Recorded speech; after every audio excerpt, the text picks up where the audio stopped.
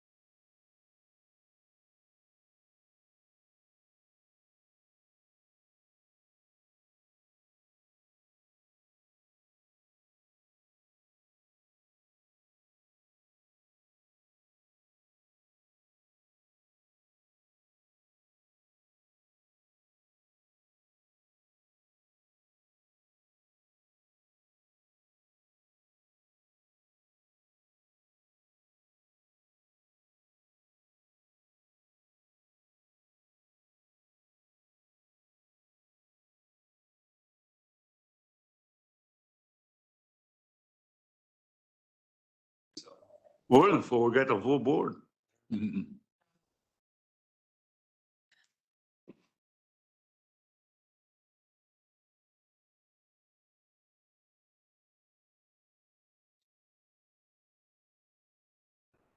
So I don't know of anything we'll need her for, but if we do, we can just try to call him. Well, he might pop in a little bit after we get going now. Well, I think we're all ready. Everybody ready? Okay. I'm going to call our monthly meeting of the Emergency Communications Commissions to order. The first thing we always do at our commission meetings is have pledge allegiance to the flag. So if you'd all join me, I'd sure appreciate that. I pledge allegiance to the flag of the United States of America and to the republic for which it stands, one nation, under God, indivisible, with liberty and justice for all. Thanks, everybody.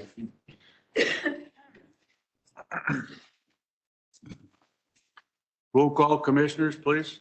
Chief Brown, Here. Chief Gregory, Here. Chief Fairbanks, Here. Ms. Baker, Here. Chief Amon, Here. Mr. Thomas. Here. Thank you. Did everybody get a copy of today's agenda, all the commissioners? Yes, sir. You did? Okay, great. I have to approve, ask for a motion to approve today's agenda.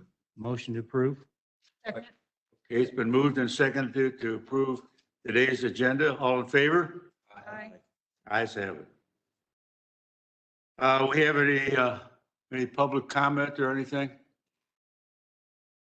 We get anything over the internet? Because the last 6-8 months, we've been doing everything over the phone and that. Nothing come in? Okay.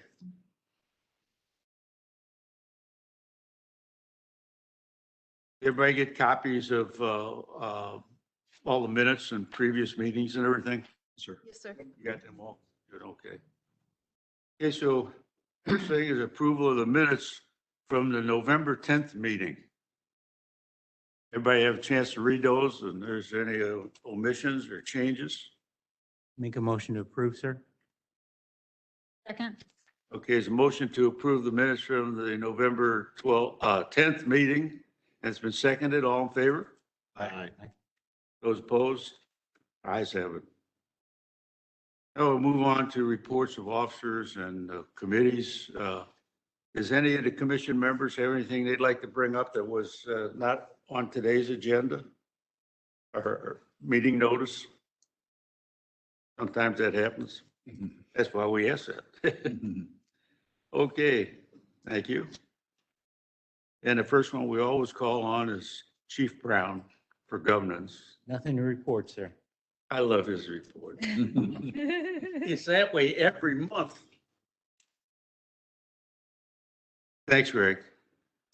Matt, anything, did we hear anything from the council about approval of our? I don't think they've officially passed the budget, but they didn't have any issues with our section. Correct. They just introduced it. Oh, They did introduce it last night, so it's on its way. okay. Well, they'll tell us.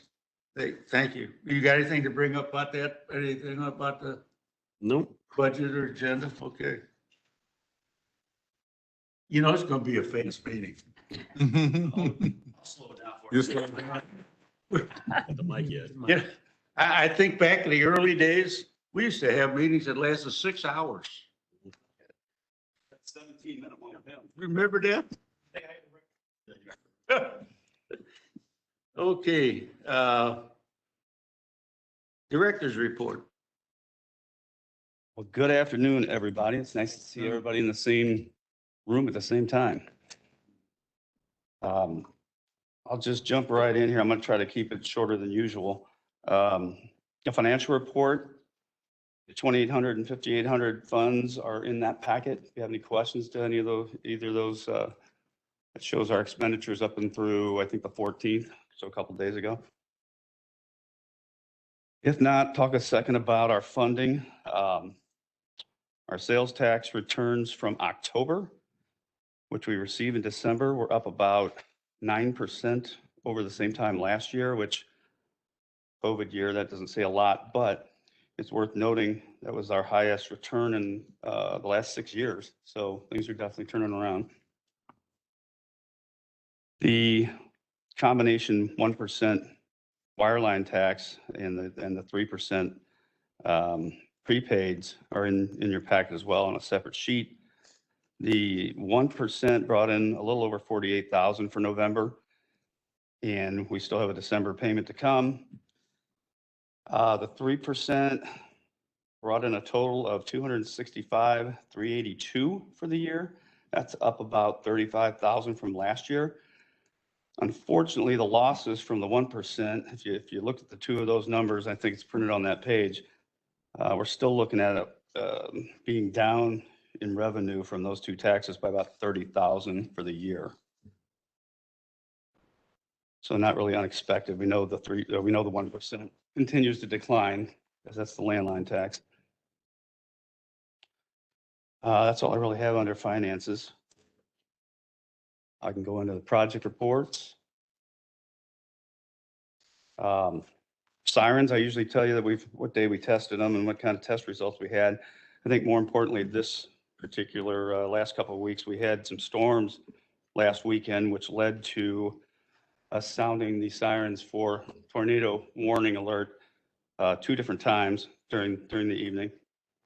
We received 3 or 4 reports of sirens that didn't sound correctly. Danny and his guys have already checked those out and repaired them. We had a couple battery issues, which happens. We had some charging issues with solar panels as well. So they've already been taken care of. So for numbers' sake, that's about almost a 99% success rate, since we've got 204 of them and we had 3 reported failures. So, and as you all know, they overlap each other quite a bit in terms of where they sound and how loud they are. A couple of these reports were from in homes where, we didn't set them up for people to hear them in their homes, but obviously people do. And we still want them to call in and tell us when things change so we can check them out. And that's exactly what happened. Any particular location, Mike? Danny. I know up north, they work fine. Yeah. One north and one in the Creveport area.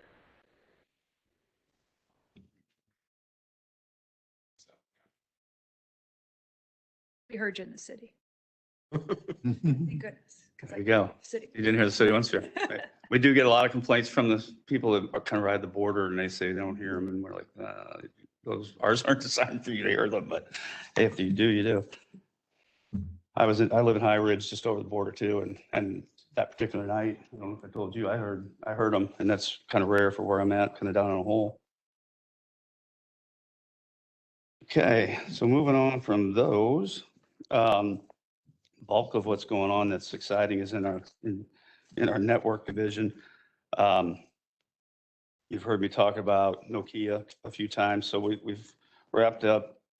James has wrapped up the project with our Mpls expansion, which in a nutshell is just we put in some routers and tried to condense some circuits and save a bunch of money that we're paying Charter to have multiple circuits into our PSAP. So that project is all but complete. There's probably one anomaly they're working with, but we are running live traffic over it. It works.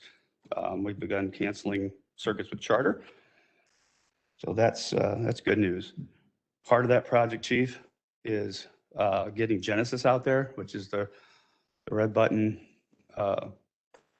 alert system.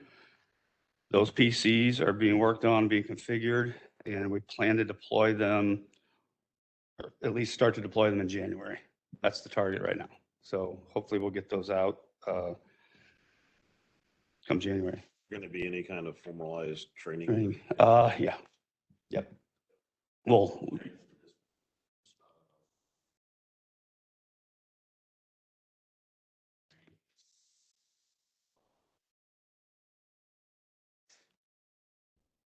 so we'll be making phone calls to you all, setting that up.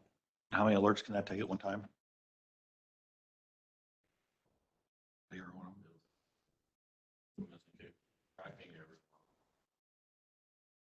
How many can it track at one time?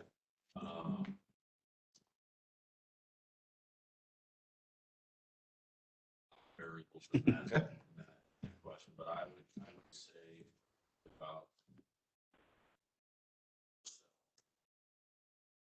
That's good, going from 0 to, A lot of factors. 10 data now. So more less data. right. So there's a lot of conversation. Track. Just a little bit quiet.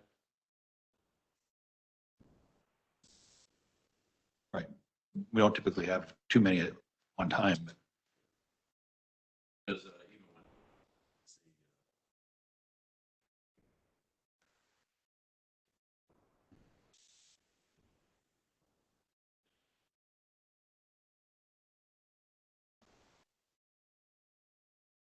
when there'll be one PC at each dispatch.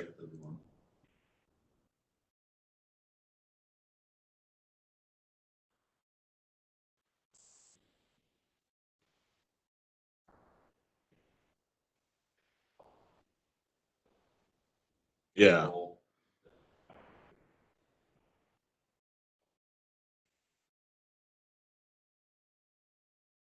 No, it is. I mean, for us, it is. I'm just trying to think how that works with, so.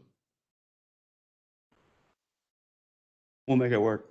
We'll work with you guys and figure out if we need to make changes, we'll figure that out. It works for 2 of my 3 dispatched. My third one's on the other side. All right.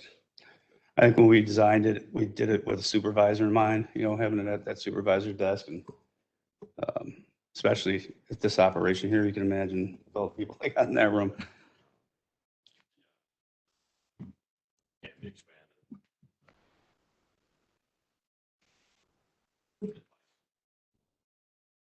does that activation go to all PSAPs at the same time? No. You can assign to? Your- Okay, so there will be one assigned to Central County? Okay.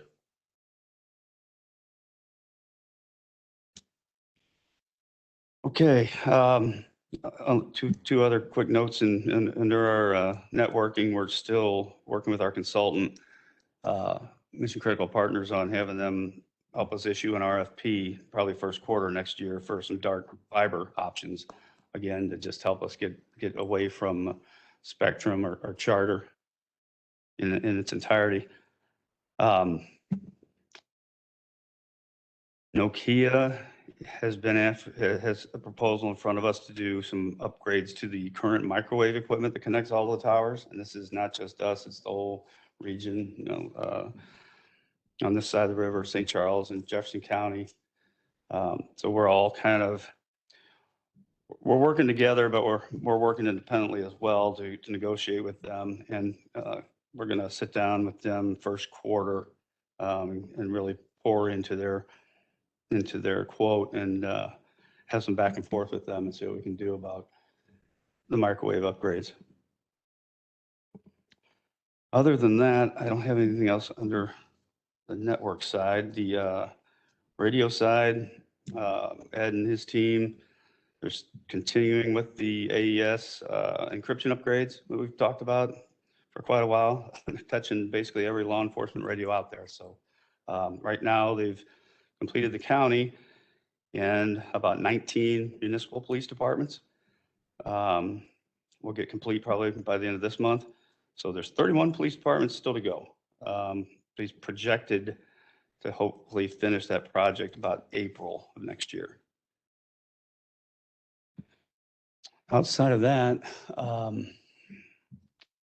I've got David from Mission Critical Partners on here. I'm gonna let him talk a little bit about where we are with Next Gen. David, are you on? Yes, I am. Can you hear me? Yep. Excellent. Thanks for having me. Even though I'm still virtual, it's nice to see everyone at one place. I can't see you. Next month I'll be there. So I'll touch base on 2 things. One, the Next Gen migration project. As I said in our last meeting, we are scheduling acceptance testing early January of next year, and that's still on schedule. In the meantime, Comtech is moving forward with upgrading all the servers and connections. So that's working well. So as of today, we're still on schedule for testing. next week or in early January. Can you still hear me? Yeah. Okay. Looks like I froze up. Additionally, the grant project that we got from the state, we're using that to help fund the network work that Mike just mentioned that James completed. We are also using it for our text to 911 implementation. That just this week we finalized the last connection for that requirement, and we will be getting the routers in hopefully for the end of the year. Either way, we did get an extension on our grant until March 1st. So that gives us a little leeway in making sure we get our testing done before we accept those pieces of equipment. Otherwise, we're on schedule on that task. And next is to submit all the paperwork for reimbursement for the network and the text to 911 projects. And that's all I had, Mike. Any questions for David? Okay, Chief, that's all I've got under my report. Okay, let's see. We move on now to business. According to my agenda there, we don't have any old business to discuss. We'll move on to new business and be a discussion on surplus 911 equipment. Okay, so last meeting, we talked briefly that we had kind of totaled up our surplus next gen 911 consoles. And why we have those surplus consoles is because we've had quite a bit of consolidation within the PSAPs. I think I had a list at one point here.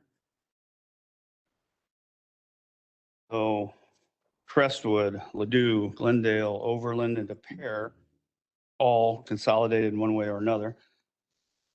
And in addition, we had some admin computers here and at the backup that we're no longer using in the way we were going to use, and we can repurpose them as well. So that gives us about, I got a sheet in there, looks like this. I got about 15 next gen consoles that are disconnected and sitting in a box right now. The little chart you see in front of you, we over the last 3-4 years, we've gotten some verbal and written requests for extra consoles. What we did at the time, a couple of years back, is we tabled those requests and said, let's wait until we have really good data on all data and those kinds of things. And so I guess we're moving forward here. I'm looking at these and seeing, we just did some interviews with the PSAPs over the vendor Comtech, and Josh and Debbie went out and interviewed these guys, the PSAPs, all again. And while we were out there, we said, hey, do you have any interest in an extra console or need for an extra console? So that's what's in that chart that you're looking at. Those are the requests that either we had prior to or during these interviews. So you see Central County interested in 4. They explained the need to me. I don't know that I had them do it in writing. So also in your packet, there's a policy there that I just added at the last moment. That policy we just passed, you all just passed back in February, and it speaks directly to the surplus equipment. If you look in there, I yellowed out a section C, though it didn't come out in yellow off our printer, I see. It's non-assigned surplus equipment. It talks about how to make a request for it. As part of that request, we basically asked the PSAPs to give us written request and justify the need. And in the next page, on page 3 of that, you'll see A, B, C, and D. We need them to tell us why they need it. They have an increase, in call demands. Well, it's self-explanatory. There's 3 or 4 things there we're asking to address. So I think what we want to do is have an open discussion about it today. The way forward by policy is I would have everybody, I'd probably reach back out to these 7 or 8 and say, give me a letter, tell me why you need them, how many you need, what you plan on doing with it. And then I bring that, by design, I would bring that to the operations committee for their approval, and then it would come to you all to finally pass that, whatever recommendation they had. So this was just meant to be discussion about, is that the way we want to go? I think if we went that way and we were all agreeable, we could get this done probably in a meeting, you know, in another month. If there was further discussion needed to be had, then we'd have to have it, and the operations committee is either going to say, hey, honestly, they'll probably all look at this and say, you've got the equipment, it's collecting dust, why not do it? But you know, I don't want to speak for them. And we've had our folks out and we've surveyed and talked to the folks, and you said you talked to Center County in particular. Yes, I've talked to Jason Nettles there for sure. Their need is enough that they're prepared to go out and buy them if they have to. So I put the brakes on that, said, you know, he was talking about his budget coming up for next year. And I said, let me, you know, I know we've got basically 15 of these things laying around, so let's don't buy them yet. Let's talk about it. I would take probably any extras that we had, even after these requests, we probably push to hook them up out of the backup and put them in service. That way we can keep them upgraded. We can keep the software updates going and that kind of thing. They could still be, if we came up with another purpose for them, perhaps we could pull them back out of there. But I definitely would, don't want them sitting in boxes if we can avoid it. Yeah, it doesn't make any sense to have them sitting in boxes. I think we need to move forward, have them make their official request, run it through the operations committee and bring it back to us next month. Let's move forward and get this done. I'm assuming if so, I mean, I know we made a formal request that was Duff's days, but Right. we're supposed to write a new one. Yeah, me putting my finger on this, I'm like, I might ask you to just do it again. That's what I thought I'd do, is just reach out to everybody again and say, hey, we're talking about it. Taking the additional to these existing PSAPs, adding. So I don't think I need an official motion from you all for that. Really, it was just more of I wanted to bring it to everybody's attention, let you see the numbers, and then next meeting, of course, we'll need a motion if we go forward.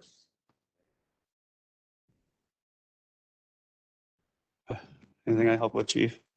Okay. All right. Catching on. Okay. Slowly but surely. So Chief, that's all I've really got.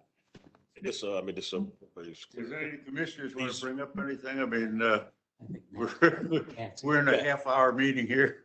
Matt's got something. Just for the record, I mean, all these positions, we originally budgeted and signed a contract for.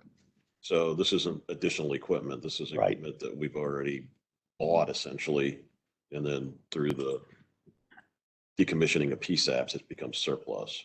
And as part of the policy, it's on the PSAPs to pay for the install.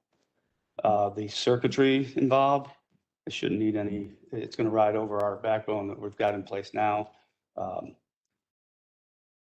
So despite, you know, there'll be a little money there for them to do the install, to have Comtech put them in, but they're, of all these on that sheet, they're all aware of that. we actually have this equipment here. So we bought and Yes, received. right. So, Most of it was in service and came out of because of consolidation. right. Mr. Chairman, I do have one, we do have an additional item that we need to talk if everybody's done with that. And this is kind of a milestone, certainly. That this is obviously your last meeting, sir. And you have been the stalwart of this organization from the very beginning, and we have a number of things that we need to discuss and bring over forward that we would like to make some presentations to you. I know Ms. Banker does, and Mike does as well on behalf of the commission. So I'd like to start with that. Start with this one, Chief. Sure. So Chief, this is just a small token of our appreciation for your leadership. I'll read it real quick. It says, in appreciation for your dedicated service as chairman of the St. Louis County Emergency Communications Commission since its inception in March of 2003. Your insight, leadership, and dedication to first responders proved vital to the construction of the countywide interoperable radio system. Your committed 18-year tenure as the first and only chairman so far of the ECC will be forever remembered and appreciated. Thank you, sir. Thank you.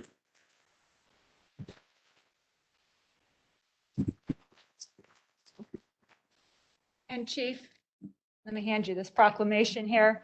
Well, hand it up and get a picture here shortly, but let me read to you. County Executive Sam Page wanted me to deliver this on his behalf, and I'll read it out loud here for everybody.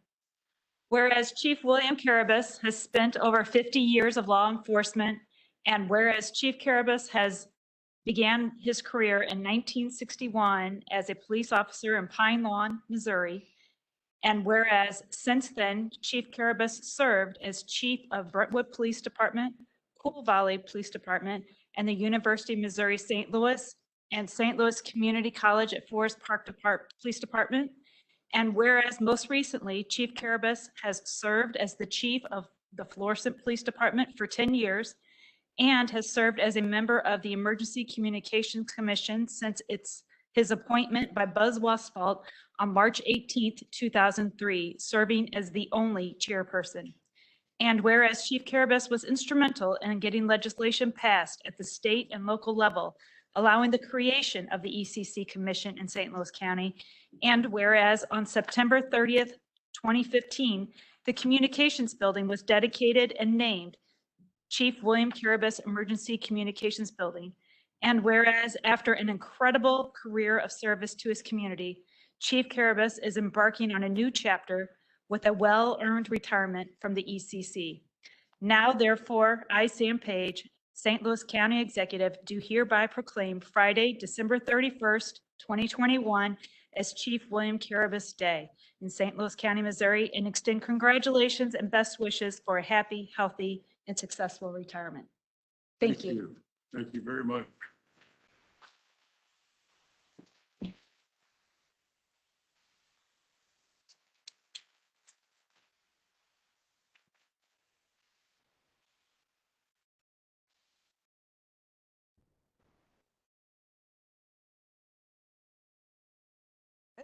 Thank you. Thank you.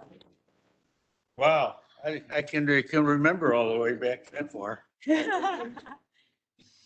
thought we were going to have to make 2 pages. You know, it's been a long career, 52 years before I finally retired from the police department, you know, in various capacities, but my heart always was into communication. And all the problems we had in the early days, you know, with 40-some different fire departments and 60-some different police departments, to coordinate all of that on the old radio system that we had. We used to have the riot channel. I'll never forget that. And one channel. Chief, you remember I that. remember those, yes, for sure. You old too. I'm old. You know. If something would happen with a multiple jurisdiction, that riot channel was overcome in 5 minutes after the incident started. And there were many other occasions like that, and that's what started me to look into communications. And when I first started, we never even had walkie-talkies, you know, or not walkie-talkies, but portable radios for police officers. And communications was like non-existent. It just wasn't, because every one of these departments had a radio system, but it was only designed to cover that only area that they served. So when it got beyond that, out of that jurisdiction, then it just became chaos. And there's been so many incidents where, you know, good Lord was watching over us. I can tell you that in a lot of instances, because it could have turned into a lot more tragedies than what it had over these many, many years. And I tell you what, I was more compassionate with that than anything I ever did in my whole life with this radio system. And it was actually a culmination of 30 years when I first started, you know, trying to figure out what the heck can we do to get this thing straightened out to today, really. And I remember in the early days, I'd bring this stuff up at the SLAPCO meeting and they'd say, not chief, we don't want to hear that. That's all you talk about. Sit down, sit down. This is never going to work. Nobody's going to buy into this. They're not going to give up anything and so on and so forth. And, but from those early days, it came into, and it just now, even this report about consolidation with the municipalities, you know, and they're starting to trust each other, and the relationship between the county and the municipalities is 395% better than it ever was.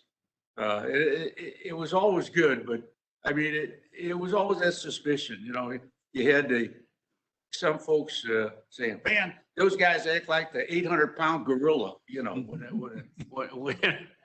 when it comes to relationships. But it's evolved into a fine oiled organization, you know, of the police departments and fire services out in the county here. I mean, it's grown into it. We should be very proud of this system because it's probably one of the best in the United States. 10,000 radios are on this system.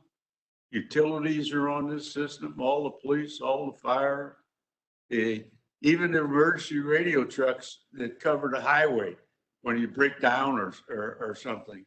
They're on it. The highway patrol's on it. The city's on it. Because I was a city policeman too after I left Pine Lawn for a long time. And there was no communications possible between the city and the county at the time. I mean, it was just wasn't there. Fire department had a little thing going for them because they got something going. I don't know if you remember those things, Greg, in the old days with it's come a long way. And what we really owe our gratitude to is the citizens of St. Louis County. They're the ones that made all this possible. They voted the tax in that made us this building, paid for all the radios. And if it wasn't for that vote, and I can tell you that vote passed as a tax with the highest percentage of approval of any tax increase that ever was proposed to the citizens of St. Louis County at the highest percentage. I think it was 60-some%. Every precinct in St. Louis County, with the exception of one, and I think there's several hundreds, you know, it all passed in each one of those precincts, our Emergency Communications Commission tax. Then by the consolidation of us doing this all together, it actually was a savings for our citizens, because I can remember when the FCC came out and said, look, people in public safety is got to get off of the frequencies that they got now and go to, you know, the higher frequencies. And all those frequencies came from, most of them, from the old televisions. Remember the old television had to dial on them with 30 or 40 stations that you could dial to. There's only two, channel 30, I think it was, something else. So that's where most of these frequencies came for, to broaden the horizon for communications. And then, of course, Illinois, they helped us out a lot when we first got started. They had a bunch of frequencies that they weren't even using. And we met with them and convinced them to relinquish their right to those frequencies to our side of the river. And that opened up interoperability between cities that border the city of St. Louis and St. Louis County, and everything west of here. Now everybody can talk to everybody. I know it has really helped and it's protect our citizens and our police officers. God forbid. I mean, they need all the protection they can get today. This is the worst I've ever seen it. It would taking police officers' lives, and it just breaks my heart, because I worked with a number of people, a number of police officers that were killed in the line of duty. And boy, when I went to those funerals, it was really hard to take, you know. But it all came together surprisingly enough. And like I said, the citizens, we got to thank them for what they did for law enforcement and for first responders in general. They dug down into their pocket to pay more money, and that's what made all this possible. And as a result of this coordination, it saved a ton of money. Otherwise, if each department would have tried to comply with the FCC regulations to go to higher frequencies, it would have been cost a heck of a lot more than what it ended up costing.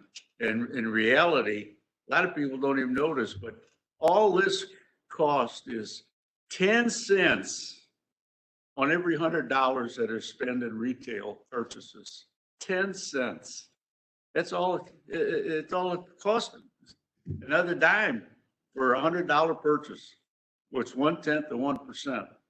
And in fact, we went back, we, county and our elected officials who were always supportive of what we were doing in law enforcement and fire service. We went back to the state and asked them to take the tax off of food, which passed.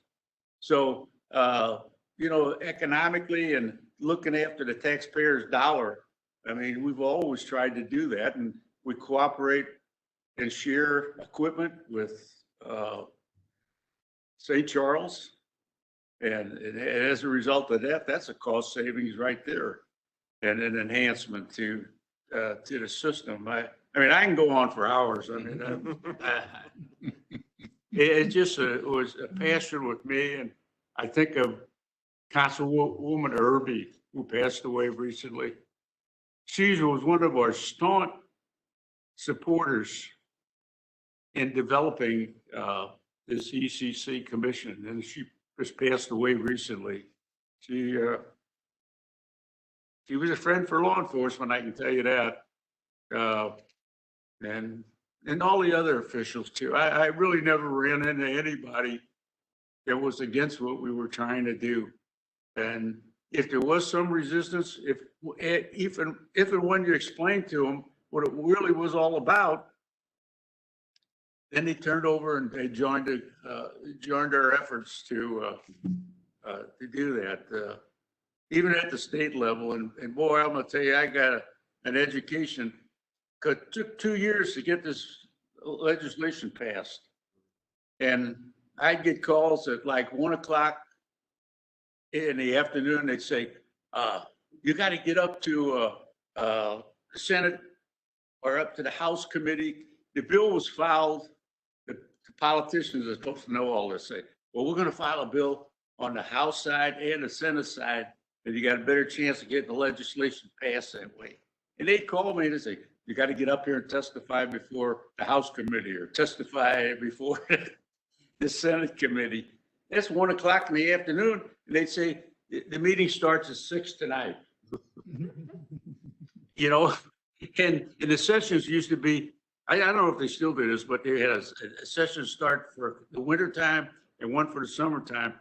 And the one in the winter time particularly, I got up there and it sleeted, it rained, it snowed. I mean, it took me like 4 hours to drive from Jeff City back home. And all I could see was cars in the ditches, and my car was going like this, 90% of the time. I hate to admit it, but I cursed them so much on the way back. It was unbelievable. They're calling meetings like that. But it was a civic lesson for me to see how the politics works. It's really something. But thank God we got a good country, and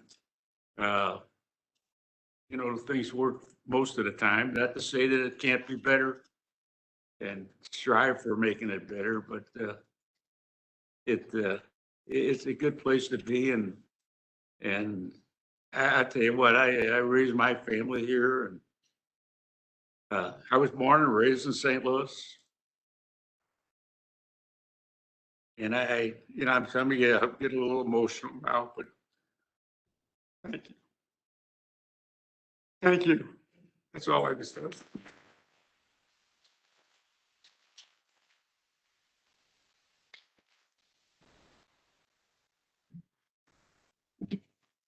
Well, let's see. I need a motion to adjourn this meeting. Motion, sir. Second. Motion moved and approved. Second, all in favor? Aye. That's it. Chief, we got some cake back here if you like. There's what? We got some cake. Oh, my goodness. Thank you so much for everything and thank the county executive, Do. all the people here. You know, our homicide rates went down, but you got to be in charge. You know? What do you think about that, Chief? I'm proud of it. I'm glad that, hey, none of this could have been done without you. I remember. Hi, I'm Dean after Evans, meetings sir. Oh, And. what do you remember my case? Know your name well. That's- So it's, It's a sit down. I'm tired of hearing about the radio. my husband too, so. I remember that. That's Sure. But look where it's taking us. You know what I mean? We try. One guy, Look he where was it's the taking. chief of University City. He got it. Adams, Charles Adams. Yeah, and he gets up at the meeting and he says, Bill, we ain't never had a tornado or anything in University City. What the hell do we need all this communications for? I remember that. Chief, we're gonna get a couple pictures with you, all right? Oh, okay. I'm gonna grab this one. Try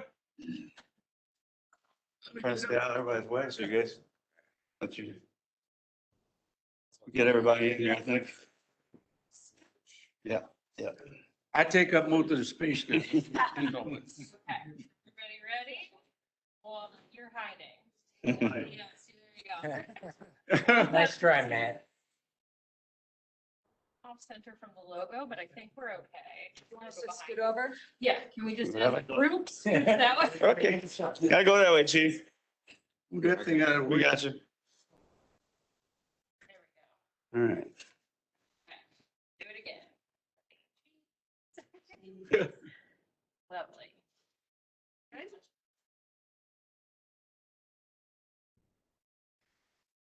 I'm more for Debbie.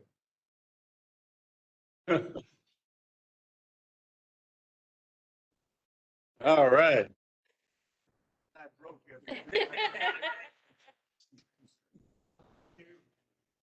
I got a lot of stuff in my head, so if I get on and you need anything, call me. See, that looks lovely. Thank you. Oh, it's very nice. Thanks very much. Thank you. Appreciate it. So you guys, come on forward. And maybe I'll, you know, additional. Oh, yeah. They signed the whole thing on the bill. For that. Oh, with the governor? Yeah. Yeah.